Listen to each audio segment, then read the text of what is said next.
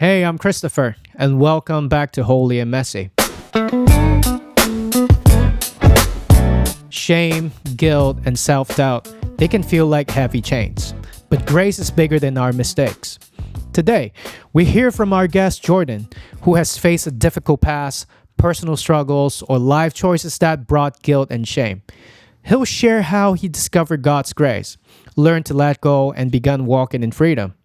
This episode is about wrestling honestly with guilt and learning to embrace the love and mercy God offers, even when it's hard to believe we are worthy. This is episode 4. Let's dive in. Welcome, Jordan. Thank you. How are you? I'm okay. Okay, because you're not good with camera. That's why you feel a little bit awkward. Yeah. Right? I know. I understand that. I'm good. Yeah, we're just here to chat, right? So please tell us a little bit more about yourself. All right. My name is Jordan Linehan. I'm South African. So if people get confused with the accent, Yeah.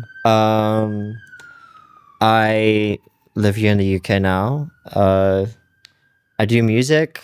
Mm-hmm. That's about it, really. Yeah, that's like a little nutshell. Come on, you got more.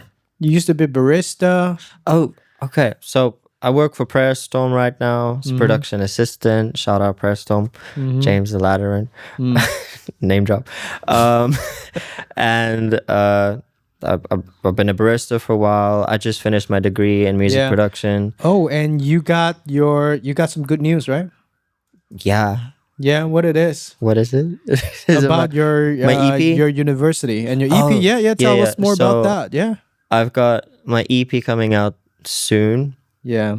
Hopefully in the next few months. Don't know when this is gonna be dropped. So look out for that. Look out, Jordan Linehan. Yeah. That's great. Great. That's great. Cool. The question that I got for you on this first session, the people, is when you think back in your life, so was there a moment when someone made you feel unlovable and you truly believed it? I grew up without a dad in the house. Parents got divorced when I was like 2. So I grew up in South Africa without a dad in the house. I only had a mom. I had a stepdad, but even my stepdad was absent in the sense of he was there, but he was emotionally absent. So from a young age, I very much intrinsically started believing that I was unlovable. And like, because for me, it and felt... you blame on yourself, right? Yeah, well, I felt very much abandoned as I grew into teenage years and stuff, and even till today. So...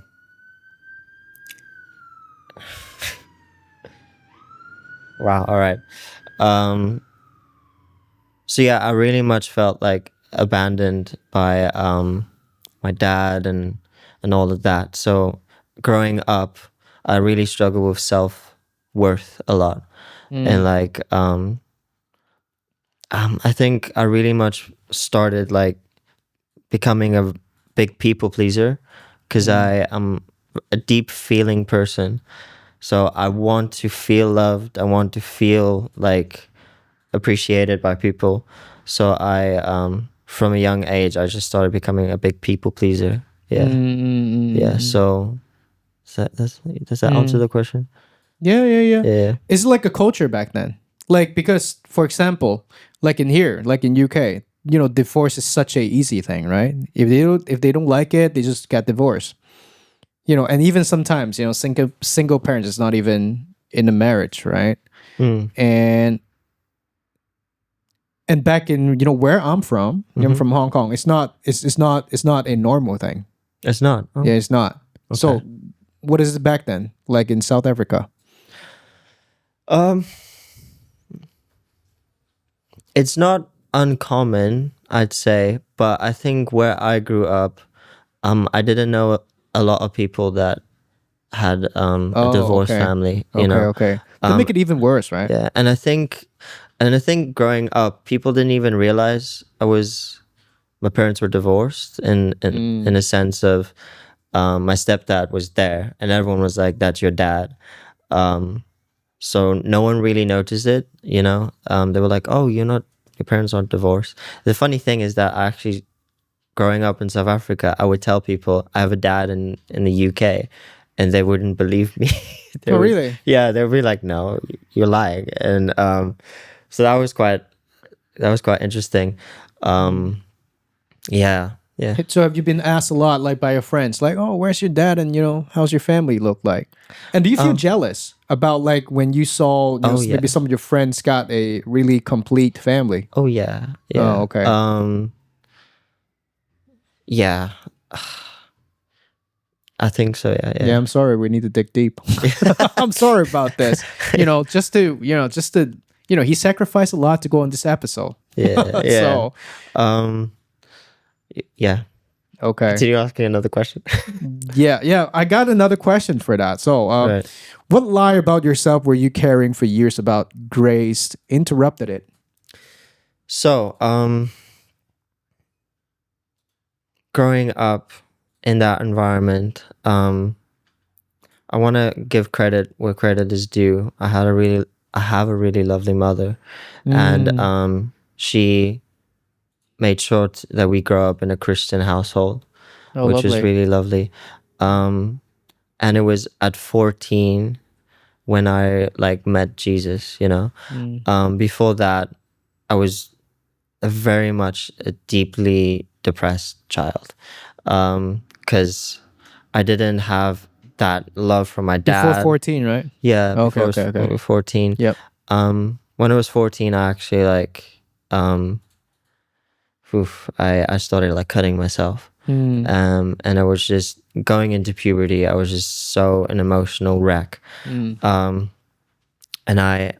one thing I know about myself is, like I said, like a few minutes ago, it's like, I tend to crave love. I crave like attention, because of the absence of attention that I got from my What the father worst thing you have figure. done? Sorry, the worst thing I've ever done. Yeah.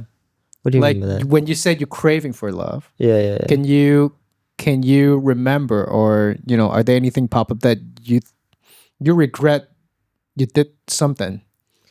When I was 14, before I was Yeah, 14. maybe before 14. I don't know. Yeah, when you say craving for love, what have you done? I can't really think of anything bad I did. Okay. No. But it was very much like people pleasing, Oh, okay. needed attention, things like that. And it was when I was 14, that's when I met Jesus at a little church, home Is your group. mom's church? Yeah, but Okay. it was at a youth group. Oh, nice. Yeah, and it was through worship music that was playing. That's when I experienced the love of God for the first time, and that completely wrecked me. And like, And you encounter him. yeah, I encountered God's presence, and that's kind of like when a switch kind of happened when I suddenly experienced the love of God and His acceptance and His grace. That's when a lot of these anxieties and depression and stuff kind of like faded away. Like and, in a sudden, or yeah. just slowly in a sudden. It was very much a sudden thing Oh, that okay, okay. happened, which was really great. Yeah, Going- it's like you find a way out, right? yeah, like, it was. I understand that. Yeah. and then for my 14-year-old ADHD riddled brain, it was great to have a new focus, to put my attention on something, and to put my attention on someone that loves me very deeply, and that's God. So that really made things a lot easier. Is it that's why you into worship music Yes. a lot? Maybe that's the reason, right? Yes. So yeah, I've always been into music since I was a child. And I did a lot of like things like festivals as a little kid.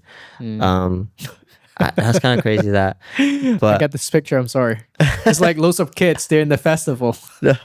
no, it's like a school festivals and Yeah, stuff. I know. And then I got bullied for it really a lot because I was singing like girly songs and stuff because I was a little child and Yeah, have yeah. a puberty yet. Yeah, So, yeah. but when I was 14 and I met the Lord, I kind of knew like, oh, music, my musical focus is Jesus, you know, Mm. worship music. And that's kind of like where I found, in worship music, that's where I found my peace and my joy and my place of rest, I'd say. Mm, Yeah. mm, mm, mm. Yeah. So it's at 14. Yes, that's when we got to 14. Mm. Yeah. That's how everything changed. Yes. That's nice. Okay.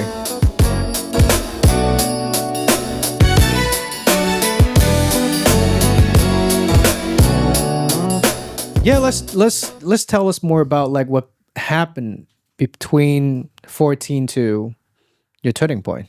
What happened? Yeah. So it does sound really nice that, oh, when I became 14, everything changed and it was really great. But I think there's a lot. It's not as easy. Like, it's not a movie. Life is not a movie, you know. So for me, when I between 14 and 20, I became very much an on fire for God Christian. Mm. I'm a person I would like go out and pray for people all the time, you know. This is when you was 18? No, like 14, 15, Oh, 16. okay. Yeah, yeah. Sorry. Yeah. Going through it. So I would like pray for people all the time. Wow. Pray for healing a lot, you know, which was really great. But then, because I still had like stuff that I struggled with, like my identity and people pleasing and feeling like this love of God is great, but intrinsically, like, I feel like I need to work for it as well. So I would like do all these things that I think were great for the kingdom, which was great. Like, I was on the worship team when I was 16.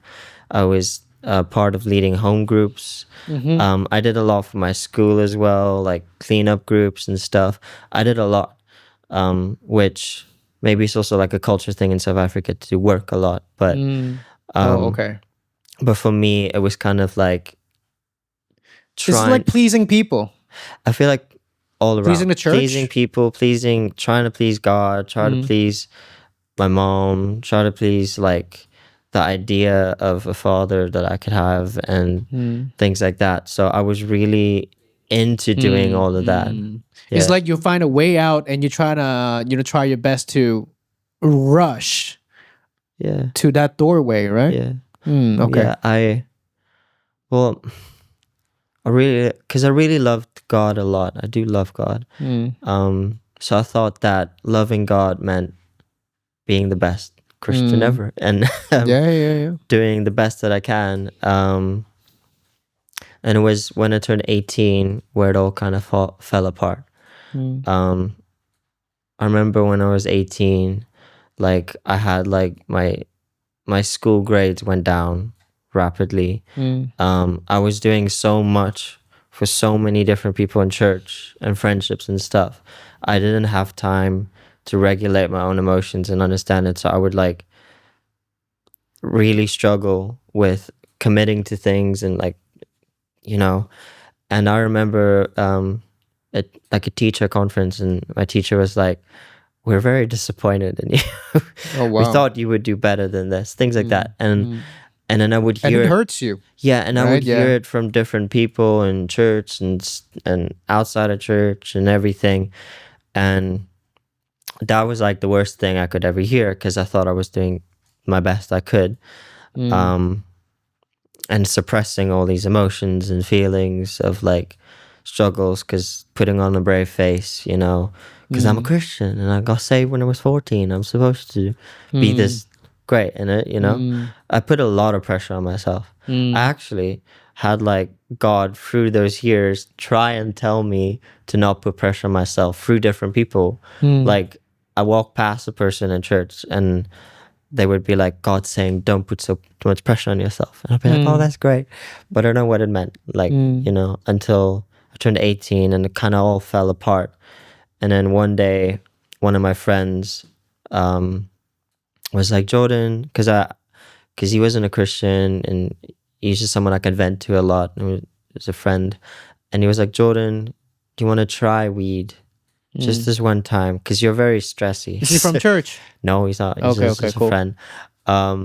he was like, "You're very stressy and it's stressing me out, so try weed." And I was like, it was the year that I think we got a new president that legalized weed, and I was wow. like, That's why. and I think my brain was Because like, it's legalized. yeah, my brain Are was you like, blaming the president now? yeah. Oh, wow. Thank you. I think it Great. was President Ramaphosa, and Okay. sorry if I got it wrong, but so I was like, let me try it out, and then I tried it, and it was honestly great.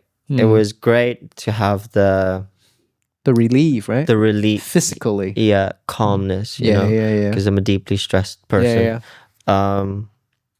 And then it and the problem with that is because I was still involved in all these church things and all these school things. Like I even somehow, I don't even know, I became head boy of my high school. And then I was also a disappointment then. Because I was doing weed, it kind of like put another level of guilt and shame on me. Yeah. So then it You was felt that, right? Back in those days. Yeah. You know it's not a good thing to do. Yeah, because I had the Holy Spirit, you know, Okay, in me, okay. and the Holy Spirit was like, "This ain't good." But I kept but then it's like the cycle of when I smoked weed, and then I go out, then I would feel great, and then I would go out, and then I would feel this wave of guilt and shame, Yeah. and then I didn't know how to deal with it. So then I would smoke weed again. That's the cycle of sin. Yeah, and then it kept going. Yeah. And then that was the year as well. The year before my brother left to go to the UK. Okay. And my mom was also not there, so I was basically alone. Oh, so that was the year. Yeah, my mom went to the UK as well. So it's come from the abandonment, you know, because you're feeling abandoned, right? I think so, but it was very much like I didn't have a parental figure to look after me in my last year of high school. Yeah. And so that was really tough. And so I had to go through these things very much alone. And that was very difficult. And then when I got to the end of 2018, basically I didn't have good grades in high school. Yeah. It felt like I was climbing and then everything fell apart.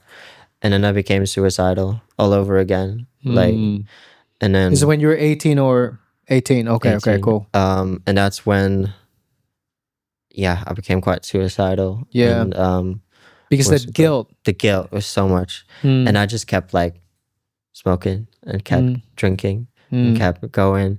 And then And still attending the church. Yeah. Oh wow. Yeah, it was really wow. It's not good. And then I would like sing in the band, and then I would feel this guilt. And you're trying to distance yourself to the brothers and sisters, right? Did you? Not necessarily. I think because my friend group was also going through a lot of stuff. Oh, okay. A Christian friend group. Okay. So it wasn't really something that I could have given voice to, if that makes sense. I was just going through it on my own pace and not really communicating with anyone. Is really. it just like a regular routine, you know, when you guys are having like a group time? You know, oh, yeah, let's go through the Bible, you know, let's go through this, and then we're done and we're gone. I don't think I was in a space where that happened a lot, if that makes sense. I think because I committed so many years to church, it was Jordan's fine. He's fine. He's always fine. He's I'm okay. Always fine. Always, yeah. And I didn't touch on this as well, but I'll say it. For the few years before, I prayed a lot for people to be healed. Yeah. And by the grace of God, they were healed. And then in some people's minds, they were like, Jordan is the healer. Like the Lord has anointed him to be a healer. So they would come to me in the state that I'm at 18, not knowing what's going on. Yeah. And be like, Jordan is gifted healer. If he prays for you, you will be healed. And I was like, I didn't have any leadership. Yeah, to I'm like not even in the bad space. I'm in a bad space. And then I would pray for them, and then they wouldn't be healed. 'Cause I don't know. God was like, wow. And then okay. that, And it provoked you as well, yeah, right? because then, because I was very much in a place where I'm like completely confused. Because that's why leadership is so important. To have a Yeah. leader over you and like a parent. Yeah, exactly. A pastor. Yeah. Like pastoring, that's what we need. Yeah. Yeah, everyone. So yeah, I went through a really tough patch then. And then some people like got the word from the Lord that he's sending me to the UK. And I did not want to come.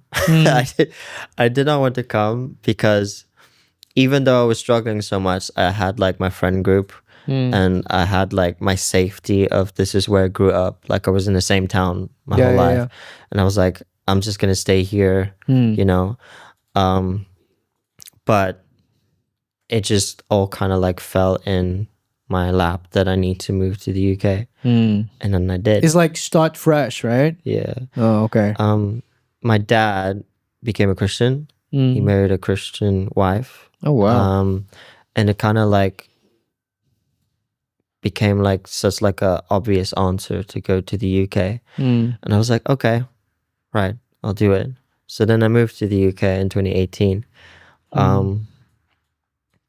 And it was a very weird time because it felt like a new page, like a new book, like everything that's happened before Yeah, is everything is gone. new, yeah. But I still carried a lot of guilt, shame, all of that. It's gonna follow you no matter like Yeah. you go to the end of the world, you know, still Yeah.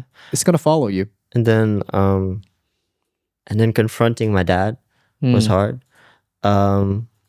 Cause like I think the absence of him growing up, I didn't really understand or really dealt with because he's not there, if that makes sense. And when I finally confronted that, when I came to the UK, now living in his house, in his new family, that was tough. That was tough. It's like living with a completely stranger, right? Yeah, but also like living with someone that I was supposed to actually be living with you until I was 18, not after I'm 18. Yeah, you yeah, know? yeah. I'm an adult. I'm becoming an adult now, and now I'm under your house. So that was very difficult. Yeah. And maybe somehow you would blame your past on him, right? So yeah. Like, yeah, I'm going through all this thing because of you, you know, because of lack of love, dude. You know, you did the wrong thing. It's something your like fault. that. You Yeah, it's your did it. fault. It's your fault. Yeah, yeah, yeah. And It's understandable. yeah. Yeah, it's understandable. Yeah. Okay. And so I got another questions. Hold on. Okay. That's the one. So can you name a moment when grace didn't just comfort you and it wrecked you? So I think we're in a good place to start talking about that now. Now that I got my story out. Yeah. It's like obviously it was a time when I was 14 meeting the Lord, which was great. But I think going through all these hard, difficult times of overperforming as a Christian and struggling with depression and anxiety and Guilt. guilt and drugs. Yeah, yeah.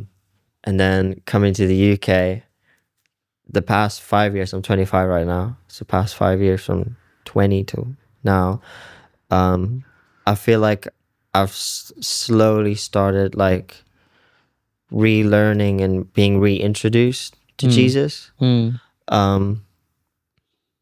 the grace and the patience that he has. What's the turning point? Like, why? How did this start? The turning point. Yeah. I think it was definitely like moving to the UK, being thrown into like in this environment where I think where I had like the choices of like okay, this is a new place. No one knows me here. What is important to me, you know? Like what do I care about? What do I want to do? And at that time I was like, I just want to, I know I've got all this stress and all this trauma from church, but I want to be with Jesus. So I would go like, I bought a car the first few years of in the UK. And then I drove to like David's tent all on my own, Oh. which was great. Great and not great. Great as in like I spent time with Jesus. Not great, I was alone. you know? Yeah, I understand.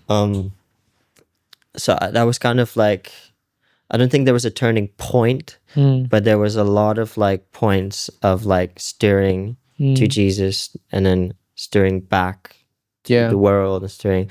I think as in your 20s, that's kind of when you develop like what you actually care about, what means a lot to you.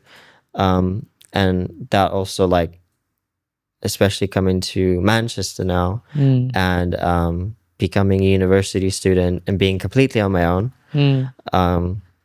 That's where I started to like learn and grow in my faith again with God. Does that make sense? Yeah, for sure. Yeah, Because you yeah. walked away from a certain circle, Yeah. you know, how to practice faith. And, you know, sometimes, I don't want to say because of the circle is toxic. It's not. No, But it's more like it's just expectation. yeah. And because I could see like, because you're trying to be a perfectionist, Oof. you know, trying to look Yeah. good, not, you know what I mean? Trying to Yeah. be like a perfect person because you believe like my Lord is perfect.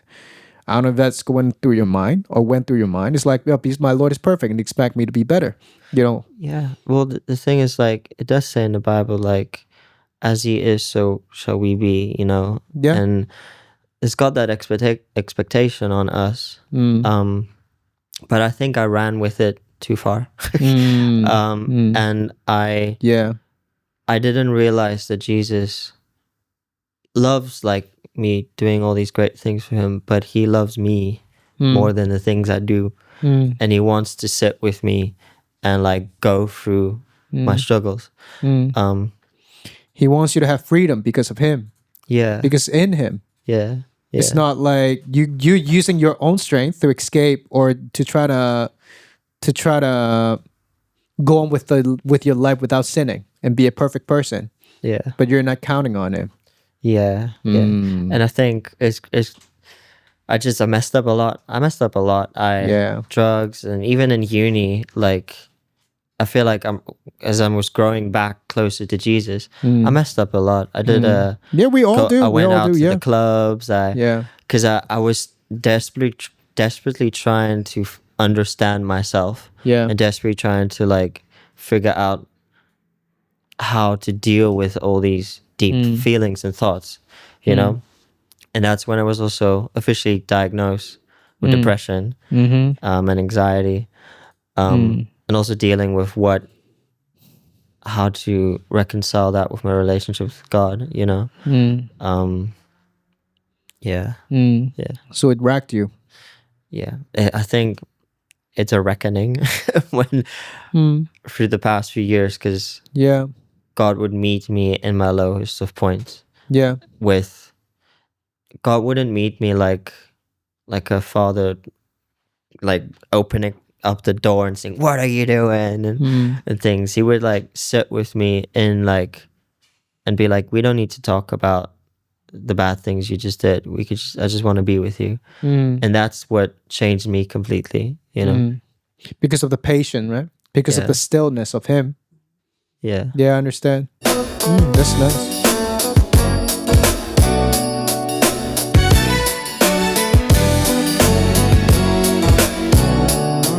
When you got all this tension of stuff, like you came to the UK and you're seeking for a fresh start, and still you're still dealing with loads of guilt and stuff, and you learn that actually the Lord wanna give you a new path, you know, to live your life and to, maybe I could put it that way, to know him in a fresh way, right? To know him deeper and to truly understand who he is and how he created you, right?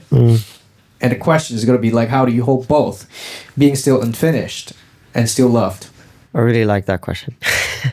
Lovely. I think that is the story of my life right now. Still going on, right? Yeah. Yeah, Unfinished. yeah. I don't think we'll ever be finished until we are face to face with Jesus. In the past few years, 5 years, really, Mm-hmm. I've learned that so deeply that I can be both. It's not just I don't. You'll never arrive to like being perfect. And for perfectionists, that's hard to swallow. Yeah. Like sanctification is like a process. It's a process. You don't It's not see the end Yeah. until you pass away. Yes.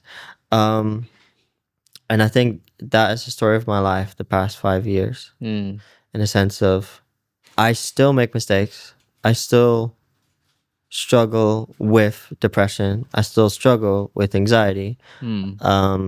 Yeah. And I think growing up, I believed that that is bad, that is wrong to have that. You shouldn't say that. Like of something yourself. wrong. Yeah. Okay. Yeah. Like, stop being sad, stop being depressed. It's a choice. Yeah. It's a choice. But the last 5 years, I've learned that, first of all, it isn't a choice. I did not choose to be depressed. I did not choose to have anxiety. And in the fact by loads of things, right? Yeah. You know, trauma, past, you know, something like that. It's a lot. It's a lot that goes into it. Yeah. And in a way that I'm learning to be able to hold the truth that I'm loved and unfinished is because of the kindness of God. Because Jesus has met me in the most worst places I've ever been. And the thing that I've learned a lot is that Jesus is more interested in your honesty than your religiousness of it. Your thing, you know, praying for people, all this ministry and stuff, right? But I even mean like even praying out, like people, like there is a space to pray out in faith and be like, I believe that the Lord will heal me. I believe that Jesus, that He is my joy and He is my strength, which is all out in the Bible as well. But if you read Psalms, like David really like lays it out, like how there's loads of desperateness, loads of desperateness, loads of like, Lord, I hate my life. Yeah. Please kill me. Kill me. Take me, Lord. Take me. Kill me, Lord. Yeah. And the thing that I've learned is to bring that to Jesus. You know, to be honest with God. Like God wants your honesty. Like He already knows what's going on in your heart. He already knows what's going on in your life more than you know. Like I don't understand most of the times why what I'm going through and why I'm feeling stuff. He knows it infinitely more. Like He is a lot more interested in you just being honest with Him than being all religious, you know, and being like, you know, all of that. Doing all the stuff to please Him. Yeah. As and a saying all the ritual itself. big words and stuff. Like He's not interested in that. Yeah. So come as you are. Yes. And in that I've learned the past 5 years just to be honest. Just be like, God, I'm so depressed right now. I hate my life. Why did you make me? You know, what's the point? Bring that to God. Bring that to Jesus. Just lash out on Him, right? He can take it. Yeah. He can take it. He could, yeah. And it's in that honesty. He dealt with worst. He has dealt with worst. Yeah. And in that honesty, I've been confronted by the kindness of Jesus, that I can be honest and be like truthful what I'm going through, and He's not going to be like, well, you're wrong, and well, you're just bad, and did you read the Bible? Like He doesn't say that to me. He's like, it's okay. I'm here. I'm with you. I'm for you. Not against you. And that's where I found the love of Christ, and that's what's brought me back to Jesus. Not all the big shiny stuff, but it's the gentleness of Jesus. It's the gentleness of Him. And coming back to when you asked, like, how was I wrecked? That's what wrecked me. And I think that's what's...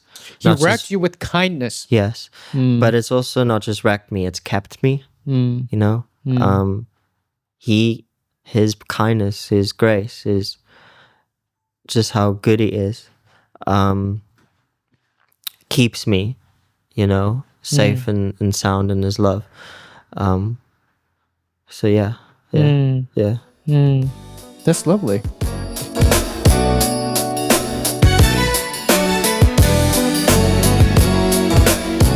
What's gonna be your advice for the brother and sister out there, they are suffering the same thing as you did, or you still do, or maybe they're still walking the same path as you're walking through right now.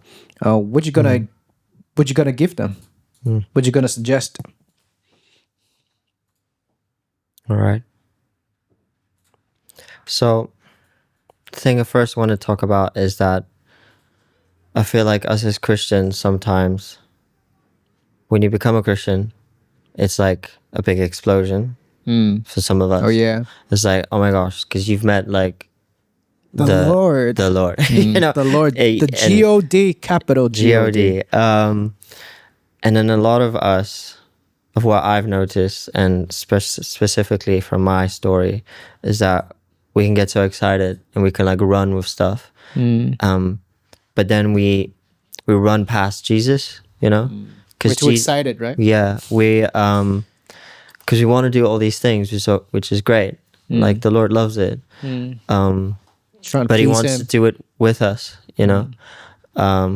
So going through like that time in my life, I forgot my first love. I forgot why I became a Christian in the first. It wasn't because I wanted to do all these church things or wanted to do all these good things, which are good things, and work hard on stuff.